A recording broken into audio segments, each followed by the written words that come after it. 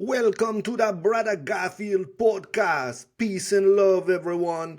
Today, we have a very special guest, Dr. John Andrew Morrow. One love, boom shakalaka, wagwan. Well, Brother Garfield, I'm feeling irate, as you say. It's a pleasure and a surprise to be back on your show, considering that our previous episode of Islam and Slavery, which was recorded on Sunday, May 12, 2024, was banned again, and then permanently banned by YouTube. Me sorry, man. Me not have nothing to do with that boy. I know. It's madness. Haters gonna hate reporting bogus violations of community standards. I mean, what standards could I possibly break? Opposing slavery? Opposing concubinage? By the way, Brother Garfield, you look a bit different. Have you lost weight? I am on Ozempic, man. Wow, you sure have shrunk. Me still large where it count, brother. Are you concerned about any of these side effects? Me not worried, man. If I'm me getting plenty of pussy, meow. Give me punane wa, punane. Give me punane wa. Yeah, I remember that song. After all, I used to be a DJ. That was part of my reggae set, followed by Nage punane ya nage punane, nage punane na. Talking about punane, what does Islam say about concubines, man? Well, we need to distinguish between what Islam says and what the Quran says. From an ethical perspective, slavery and concubinage are untenable according to the Quran. The Quran calls for justice, opposes sin, aggression, transgression, excess, trespassing, bounds, corruption, waste, wrong, treachery, perfidy, theft, and evil and crime. It insists on human equality. It promotes diversity. It calls for freedom. It promotes the good and forbids the wrong. It condemns sexual immorality. So simply from the point of view of akhlaq, ethics, we have Quranic grounds to prohibit slavery and concubinage. Alas, if only Muslim jurists had ethics. No, the fuqaha are the Pharisees of Islam. From a legal point of view, the Quran provides plenty of grounds to prohibit slavery and concubinage. Coerce not maidens into whoredom if they desire marriage. 24:33 of the Quran. The term bigha refers to prostitution, fornication, adultery, and concubinage. It prohibits the sexual use and abuse of slave girls. The Quran does not tell Muslim men to have sex with slaves. It tells them, marry women of your choice or that which your right hands possess. 4:3. It says, marry them.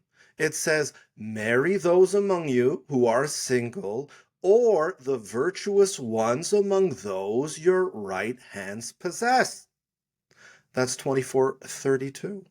There is no Quranic basis for enslaving captives of war. It says, when you have subdued them, thereafter it is time for generosity or ransom. 47:4. You trade them for your prisoners. You ransom them or you free them. It does not say enslave them. Okay, so what about existing slaves? The Quran is clear. Write out a deed of manumission for your slaves. 24:33. According to 12er Shiite jurisprudence, a slave must be freed after 7 years. That was theory. That was not practice, sad to say. The Quran also says that alms are for the freeing of slaves. 960. The Quran considers slavery to be polytheism. It categorically rejects slavery and considers it to be the greatest sin. Far from the sunnah of the Prophet Muhammad, it was an evil practice of Pharaoh and other polytheists. Hence, slavery is prohibited in the Quran. It is an act of idolatry. Pharaoh said, I am your Lord Most High. So God punished him and made an example of him, the only Lord and Master is God. 79:24, 79:25. Megan paid the bills. Commercial time. At the Kafir Muslim Society, we accept the first part of the Shahada. La ilaha. We don't go for illallah. We don't go for Muhammad Rasulullah. We don't add Ali and Waliullah. Just La ilaha. Join the Kafir Muslim Society today. Welcome back. Peace and love. Me with Dr. John, Andrew Morrow, Dr. Jam. Was Muhammad a slave master? Yes, according to most Muslim scholars. According to some, he had a dozen concubines, including Maria the Copt and Rayhana. However, some Muslim sources suggest he emancipated and married them. Same goes for Sophia. As far as a minority of scholars are concerned, Muhammad was not an enslaver, he was an emancipator. He freed Baraka, Zayd, and Bilal, along with 70 other slaves. The companions who followed his example did the same. After the passing of the Prophet, they freed tens of thousands of slaves. How is it possible that those liberating and freeing slaves would buy new slaves against the dictates of the Quran? What is more, how could the Prophet permit slavery and concubinage when the Quran describes him as a man of moral excellence, 68:4, 33, 21, a mercy to the world, 21, 107, a person who was kind and merciful, 9, 128, and a lamp that dispels darkness, 33, 46. Let me be blunt. If the Prophet was a slave master and a slave monger, he is no prophet of mine. What did Muhammad say about slavery? The Hadith literature, which is 99% fake, if not 99.9% fake, and quite possibly 100% fake, is mostly pro-slavery. Some of these traditions try to improve the status of slaves. In one, the Prophet says, whoever kills his slave, we will kill him. Whoever cuts off his nose, we will cut off his nose. And whoever castrates his slave, we will castrate him. Tirmidhi, Hakim. Ah, if only that were so. If only those who had enslaved others had been subjected to that. Most importantly, there is a body of abolitionist traditions. According to Bukhari, the Prophet said, God will oppose a man who sells a free person. According to Majlisi, the Messenger of God said, God will forgive every sin except selling a free person. According to Saduq, the angel Gabriel told the Prophet, the worst of your ummah are those who sell human beings. Inna shirara ummatika alladhina yabiuna an-nas. In another tradition found in Kulaini, Tusi, Amali, and Saduq, the Prophet says, the worst of people is the one who sells people. Shar an-nas man ba'a an-nas. In a tradition collected by Bukhari, Muhammad says, set the captives free. In another, he commanded his followers to free your brothers from the chains of slavery. According to Ibn Majah, Abu Dawud, Nasa'i, and Ahmad, the last words of the Prophet Muhammad were, fear God about those whom your right hands possess. Rastafari, one love. Me not know what you mean. Fear God with them your right hands have. Actually, you're not the only one. The expression ma malakat aymanukum is unattested prior to the Quran in Arabic, Aramaic, Hebrew, and other languages. It is often translated as what your right hands possess. While virtually all Islamic scholars over the past 1,400 years, 1,500 years really, understood the expression to refer to female concubines, a minority focused on the fact that it was in the past tense, what your right hands possessed. So they concluded that it referred to previously enslaved women. If someone owned a woman for years, had relations with her, and had kids with her, they could continue in a relationship if the woman wanted to. However, right is right and wrong is wrong. You can't say that something is a sin going forward, but that retroactively it is permitted. So that's unconvincing. Not only is the expression in the past tense, but it is also in the plural, and thus gender inclusive. So if men can have female concubines, then women can have male concubines as well. Scandalous, isn't it? One woman actually argued this case before Caliph Umar. For most people, however, this only complicates matters. Now, Arabic is a very rich and precise language. It has numerous terms for concubines, surriya, jariya, mamluka, and so forth. So if the Quran is referring to sex slaves, why did it use such a seemingly vague and ambiguous expression as possessed by the right hand? Consequently, a minority of scholars concluded that ma malakat aymanukum refers to common law wives, or previously enslaved women who were taken as wives. As Edip Yüksel and other scholars argue, it refers to women you make an oath with, right? Yamin, right hand, ayman, right hands, signifies oaths and contracts. It refers to a contractual marital relationship and not sexual slavery. After all, the Prophet said in Bukhari, Muslim, Tirmidhi, Abu Dawood, Hakim, Nasa'i, that there is no nikah or sex without consent. As I was the first to discover, the Arabic expression ma malakat aymanukum shows every sign of deriving from the Latin legal term secundum manus sue potentiam, which means under the power or authority of their hands. Ha ha! In Latin Christian law, it referred to wives who came from military conquests. Not slaves, not concubines. The rights were slightly different than those that applied to free women. They were more lenient. I also found possessed by the right hand also has another parallel in Roman law. Cum manu marriage and sine manu marriage, namely with hand marriage and without hand marriage. Like the Arabic expression, the Latin legal term also mentions the hand, which stands for power and authority. Among the Romans and Byzantine Christians, there were two types of marriage: cum manu, or with hand marriages, which were patriarchal. The woman went from being under the authority or hand of her father to be under the hand or authority of her husband. Her property passed to her husband.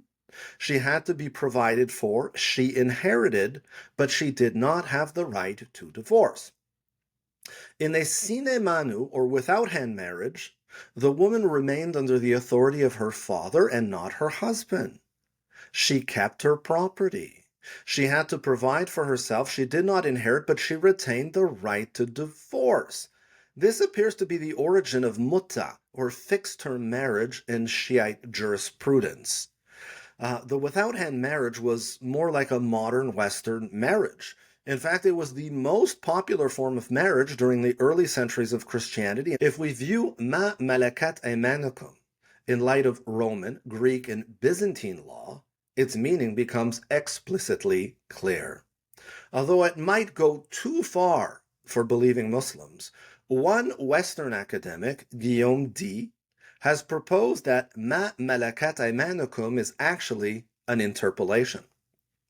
In ascetic and non-ascetic layers in the Quran, he shows how nonsensical the term is when seen in context.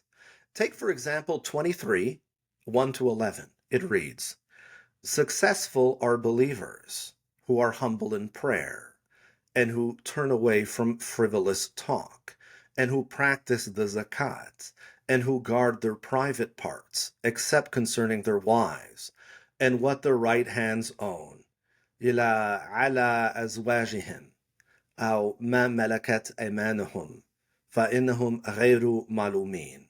Surely, then they are not blamed. But whoever goes beyond those, they are the transgressors." Guillaume Z believes that, and what the right hands own, namely concubines, is an addition. You can't call for chastity and then allow men to rape sex slaves. It is totally contradictory and the pinnacle of hypocrisy. As far as Guillaume Z is concerned, the Quranic passage seems to be an Arabic version of a Syriac text for spiritual guidance, since it is inspired by Syriac Christian piety. Guillaume also critically examined 70:22-35, which reads, "Surely no one feels secure against the punishment of the Lord, and who guard their private parts, except concerning their wives and what their right hands own. Surely then they are not to be blamed. إلى على أزواجهم أو ما ملكت أيمانهم فإنهم غير معلومين." 70:28-30. When the clause that allows men to have sexual intercourse with enslaved women, in other words, the verse that allows them to rape sex slaves, is removed, these verses read perfectly well. In fact, they make more sense. As far as Guillaume is concerned, the verses that permit sex with concubines are interpolations. Someone at some point, perhaps an early caliph, added these verses to legitimize and legalize slavery and concubinage and to motivate the soldiers of Islam to wage war to obtain booty. Take, for example, one of the most abominable verses in the Quran, 4:23-24, which reads, "Prohibited to you are women already married except those whom your right hands possess." According to most commentators, biographers, and traditionists, the verse refers to the Battle of Hunain, where the Prophet Muhammad permitted his warriors to have sex with married prisoners of war. You can find that lovely hadith in Tirmidhi. The sources are full of contradictions. Some say it happened at Hunain, others at Khaybar. Some say it involved 6,000 women. Others say it only involved 2 women. Still, most Muslim jurists rule that Muslim men can sexually assault married female captives. That's the very definition of evil. Blood seed, batik clad, what there is? Some John Crow Arab mess with the Quran? Well, I wouldn't put it that way, but yes, some critical textual scholars believe that the Quran has been tampered with and has been the subject to editing, deletions, and additions. Even if we suppose it has not been the subject of tahrif or interpolation, its interpretation has been thoroughly corrupted by corrupt scholars.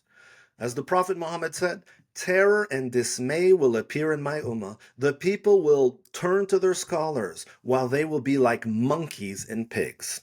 That's in Hakim. The worst of people are corrupt scholars, Abu Nuaym and Darimi. Soon nothing will remain of Islam except its name, and nothing will remain of the Quran but its script. In that day, your mosques will be well furnished, but your hearts and bodies will have no guidance. At that time, the worst people under the sky will be your ulama, your scholars, your fuqaha. Strife will originate with them and return to them. That's in Bayhaqi, Dailami, and Kulaini. Although some Muslim scholars treat these traditions as dubious, they cannot deny the universal message of the Quran when it compares scholars who fail in their obligations to a donkey laden with books. 62:5. What happened to Islam after the passing of the Prophet? Muhammad Ali Amir Muezzi hits the nail on the head. In his words, "Caliphal power set up a complex system of propaganda, censorship, and historical falsification. It forged an entire body of traditions falsely ascribed to the Prophet, drawing great scholars, judges, jurists, preachers, and historians into its service. All this was within a policy of repression that was as savage as it was methodical." So me can't have sex outside of marriage, man. Me can't cock it up the pum-pum with the big batty gals in the ramping shop. Afraid not. Well, you can, but not Quranically. As Muhammad Asad noted, contrary to the popular view and practice of many Muslims in the past centuries, neither the Quran nor the life example of the Prophet provide any sanction for sexual intercourse without marriage. As Muhammad Diaco, a black African Muslim jurist, ruled, having intimate relations with a woman outside of any bonds of marriage, be it tasarri, concubinage, or whatever other name you wish to give it, is nothing less than a specialized form of fornication. As the Quran says, "And come not near unto fornication and adultery, lo, it is an abomination and an evil." 17:32. True that. Now me gon' pay the child support. Another ad man. Hello, I am Rabbi Vakitov from the Zionist Human Engineering Institute in Tel Aviv, Israel. We are proud to have obtained the tooth of Muhammad, the hair of Muhammad, and the blood of Muhammad, and are in the process of cloning Muhammad. He should be ready any time soon. Once and for all, we will put an end to the conflict between Sunnis and Shi'is, and since we brought him back to life, he will be very loyal to the state of Israel. Shabbat Shalom, Lichaim, and Kashrut. Welcome back, brethren. Professor John, what can you tell me about Sheriff John Brown? In his book, Slavery and Islam, he argues that Islam allows for an unlimited number of concubines, that the pious predecessors were serial polygamists with enormous numbers of concubines, that Hassan married and divorced 70 women in groups of 4, and that he had more than 300 slave concubines. This is simply sick. And Muslims pretend to be so chaste, so holy, and so pious. It gets even sicker. Imam Musa al-Qadhin reportedly had 38 children from 32 different slave girls. Some sources state that he had 33, 40, and even 50 children out of wedlock. Well, he beats any brother from the hood. He surpassed the worst womanizers. I don't believe such traditions. I consider them blasphemous. So don't accuse me of blasphemy when you are the one committing it. Babylon, then be as dumb as Odi, man. My thoughts exactly. That's the Islamic Jahiliyyah, divinely prescribed debauchery. According to Sheriff John Brown, Muslims have 3 options. Number 1, overhaul the manner in which the Quran and the Prophet's life are understood. 2, follow the secular path. Or 3, affirm the standard understanding of the Prophet's life and the Quran's content on slavery, but concede that they are wrong. For Sheriff John Brown, the first is utterly unconvincing, while the second and third entail denial of fundamental pillars of the Islamic creed. In fact, he insists that opposing slavery and concubinage places one out of the fold of Islam. In a lecture delivered in 2017, Sheriff John Brown asserted that it is not morally wrong to own somebody, and that the capacity to consent is arbitrary. He claimed that moral condemnations of slavery are not reflections of eternal moral realities. He insisted that the belief that slavery is evil is the product of an upstart consensus. He claims that the consensus on abolition is novel and holds no water. He argues that slavery is haram is not a legitimate interpretation of Islam. He stated that I believe slavery is wrong. As a Muslim myself, I cannot condemn it as grossly intrinsically immoral across space and time. To do so would be to condemn the Quran, the Prophet Muhammad, and God's law as morally compromised. Who's morally compromised here? As a white American and a Muslim, he said, I am twofold the slaver. Blow wow, blurt not, bumbaras clat. My feelings exactly. That's what I call slave master Islam, white slave master Islam, Arab slave master Islam, Turkish slave master Islam, Berber slave master Islam. We have plenty of tools in Islam to abolish slavery. Aql, reason, al-fitra, natural law, adl, justice, akhlaq, ethics, maqasid, higher objectives, tawheed, unity, maslaha, the greater good, urf, common practice, zaman wa makan, time and place, laharaj, avoiding difficulty, ladarar, avoiding harm, wahi, revelation, and hadith and sunnah, so long as they agree with the Quran. Like the great Bob Marley sang, emancipate yourself from mental slavery, none but ourselves can free our mind. Actually, it reminds me of I Shot the Sheriff. Sheriff John Brown always hated me. For what? I don't know. Every time I plant the seed, he said, kill it before it grows. He said, kill them before it grows.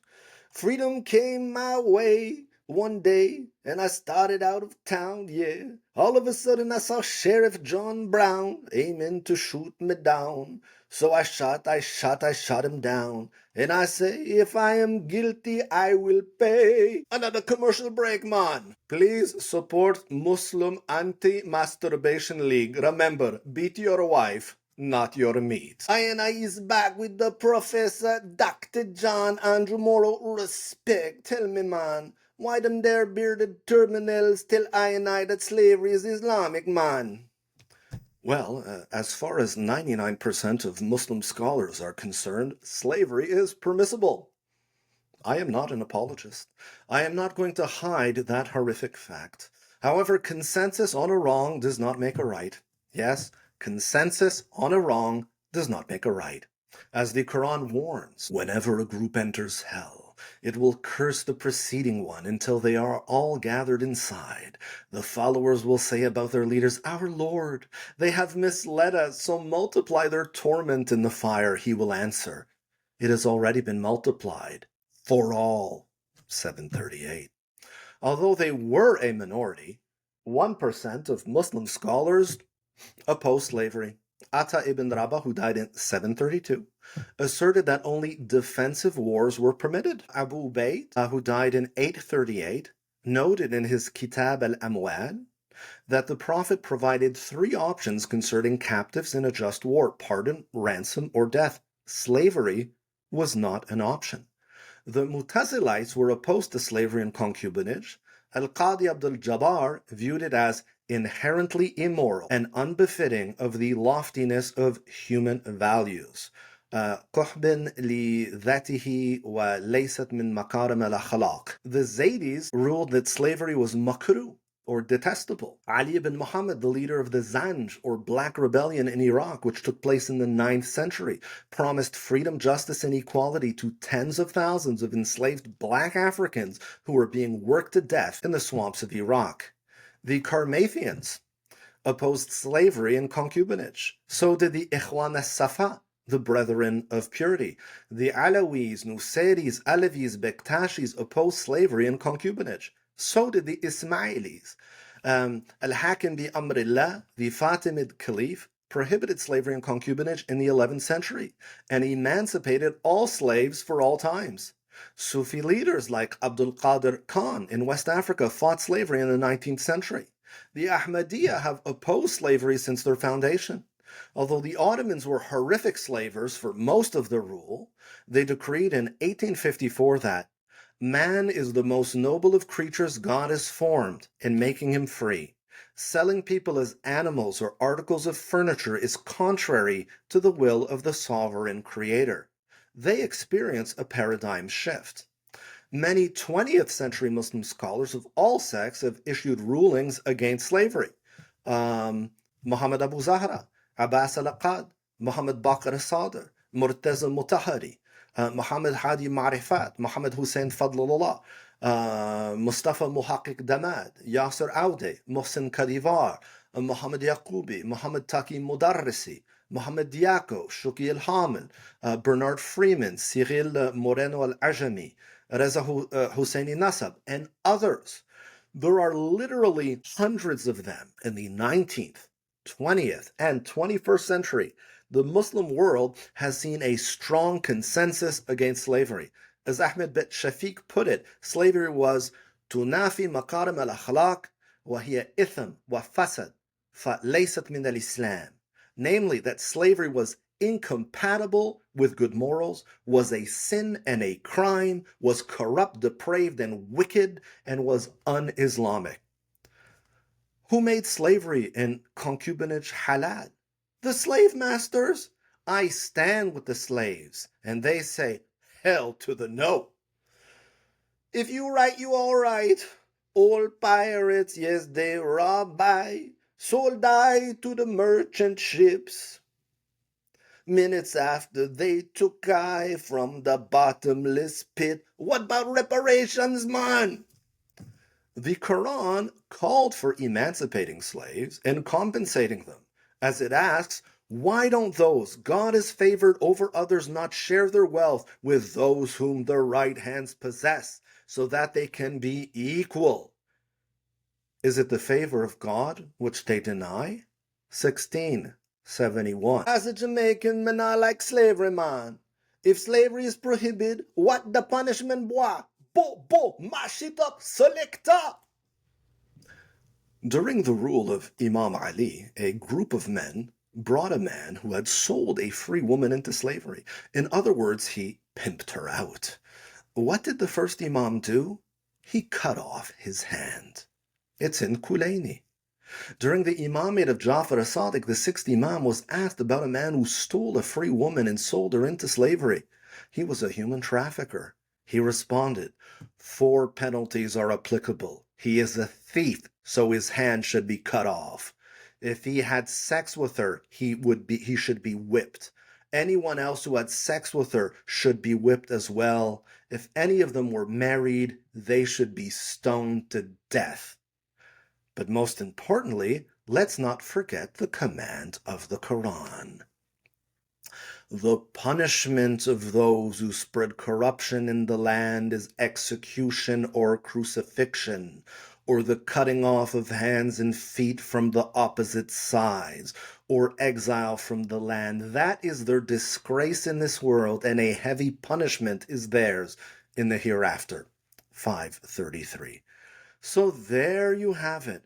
That's how Islam is supposed to treat slavers, pimps, johns, and human traffickers. Whoop, whoop, that the sound of the police. Whoop, whoop, that the sound of the beast.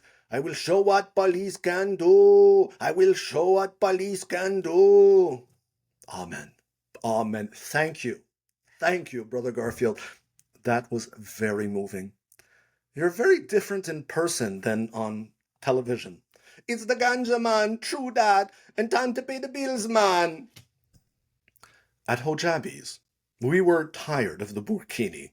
Too much burqa and too little bikini. At Hojabis, we offer the full hojab, the mini hojab, and the micro hojab. Hojabis.com. Buy your Sharia-compliant swimwear today. Welcome back, brothers. I is jamming with Dr. Jam. Tell me, Professor, some Muslims, they say that slavery in Islam were not like slavery in the West in Babylon. I wish that were so. 10 to 20 million black Africans were enslaved as part of the transatlantic slave trade. Some 2 million of them died during the passage. In contrast, a minimum of 28 million black Africans were enslaved in the Muslim world. Since at least 80% of those captured by the Muslim slavers died before reaching the slave markets, perishing in the trans-Saharan crossing, the death toll from 1,400 years of Arab-Islamic slave raids into Africa could have been as high as 112 million. So the Islamic slave trade was 10 times worse. At least the black Africans in the Americas could keep their jewels. In the Muslim world, female slaves were circumcised and male slaves were castrated. Up to 80% of them would die in the process. For white slaves, they lost their penises. For black ones, they lost their penises and testicles as well. Them cut cocky and the seed bag, bumbaclat, rasclat, pussyclat, me not think so, man. The truth is painful. Do you have any final words, man? Only the words of the Quran. What will make you know what the steep path is? It is the freeing of a slave. Thank you, brother Dr. John Andrew Morrow, for your redemption songs and songs of freedom. Bless ya. May God.